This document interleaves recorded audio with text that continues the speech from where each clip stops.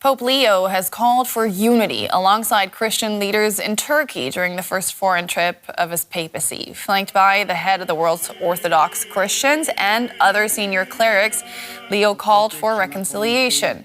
He urged Christians to reject the use of religion to justify violence or fanaticism. The Pope was speaking in Iznik, also known as Nicaea. 1700 years ago, bishops gathered there to create the first uniform doctrine of the Christian faith. The small Turkish town of Iznik, a few hours' drive from Istanbul, doesn't immediately look like a crucial site in Christian history. It's known for its beautiful Ottoman-style tiles and ceramics. But now, some shops are offering new designs with Christian motifs. Mevlüt Dağ shows us a few he made especially for the papal visit. This tile here shows Jesus' Last Supper. It's the work of one person, and it took a month and a half to complete it. Ceramics is a difficult craft, which is why we're very happy that it came out so beautifully. And this one depicts the First Council of Nicaea, which took place here 1,700 years ago. That is why the Pope is coming to Iznik. In 325 AD, Constantine the Great gathered hundreds of bishops here from across the Roman Empire. They drew up the first official declaration of Christian faith. It's known as the Nicene Creed and remains foundational for Christians around the world to this day. The First Council of Nicaea is widely seen as one of the most important and influential meetings in Christian history. And yet, its actual location was, until very recently, unknown. In 2014, archaeologist Mustafa Şahin discovered these ruins of an ancient Roman basilica.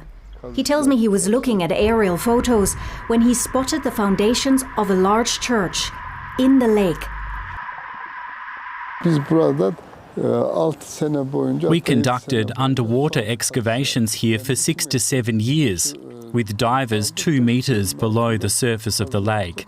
But due to global warming, the water level receded over time, and this structure was exposed. Şahin and his team have established that the basilica was built in the late 4th century, and they believe it's on the very site where the First Council of Nicaea was held. An open-air museum has recently been set up on the lakeside promenade, where visitors can look at the ruins. I'm here because I'm a pilgrim. I'm going to Jerusalem on a road trip, and we wanted to visit important places for Christianity, and this city is one of them. Iznik today is a sleepy town with less than 50,000 residents and no remaining Christian community. Some are hoping the Pope's stopover will shine an international spotlight here. I believe that people will come to Iznik once they learn of its existence. And I predict a significant increase in the number of foreign tourists. Of course, we will benefit from this. People will come here for shopping and decorate their homes with our products. A papal visit to celebrate Iznik's Christian past might well lead new life into this small town's future. Let's bring in David Potter. He's a professor of Greek and Roman history at the University of Michigan in Ann Arbor. Welcome to DW. Now, tell us, how significant is it that the Pope's visit to, his first visit abroad actually, is to the Turkish city of Iznik? I think it's very significant because there was actually no central Christian doctrine prior to the Council of Nicaea. The other important thing about the Council of Nicaea was the first time that bishops from the East and the West met together, and Constantine was engaging in a process of very careful negotiation.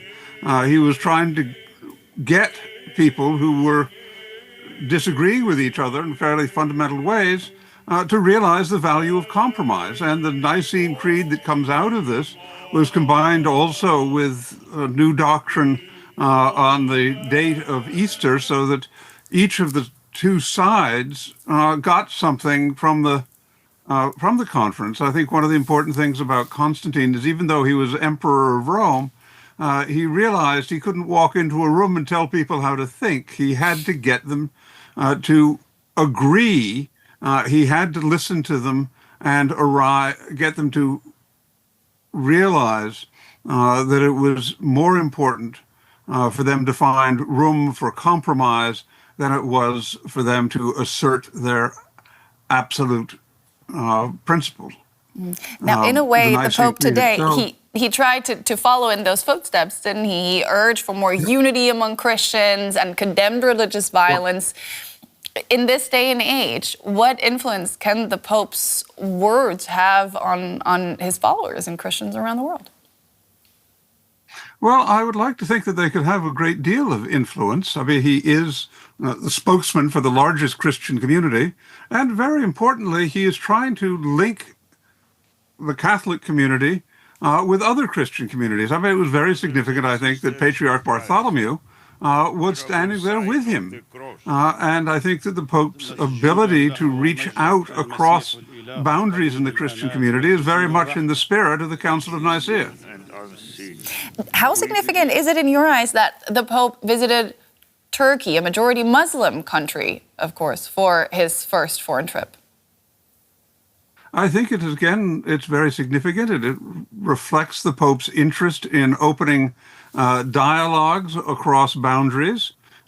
Also, I think it is a reminder to us all of the history of Christianity that is very significant. This is a religion that spread from the Middle East. After all, Jesus was a carpenter in Israel. That's David Potter, professor of Greek and Roman history at the University of Michigan in Ann Arbor. Thank you so much for those insights. Great to have you on the show today. Thank you very much for having me.